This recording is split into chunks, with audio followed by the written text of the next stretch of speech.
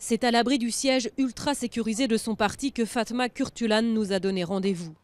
Dehors, cette ancienne députée du parti pro-kurde HDP craint pour sa sécurité. Elle affirme que plus de 2000 militants de son parti ont été arrêtés depuis le début de la campagne. Pour elle, la victoire du camp d'Erdogan serait le début de la fin. Si le oui l'emporte, toutes ces intimidations, toutes ces violences seront de fait légalisées. Et je peux vous dire que cela aura un impact considérable en Europe, mais aussi au Proche-Orient. On se dirigera tout droit vers un régime fasciste en Turquie. Pas de crainte, mais au contraire une confiance totale chez ces militants du oui au référendum de dimanche qui proposent de donner les pleins pouvoirs au président. Si Dieu le veut, on s'envolera comme ces ballons dimanche. Serpil a 50 ans.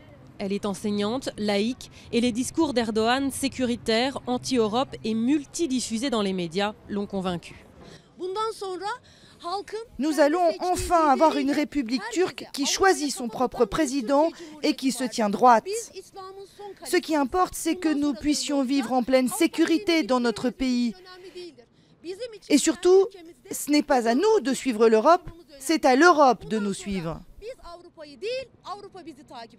La campagne officielle s'achève ce samedi soir, mais le scrutin s'annonce plus incertain que jamais. D'après les sondages qui ont bien du mal à se mettre d'accord, le vainqueur ne devrait pas l'emporter avec plus de 52% des voix.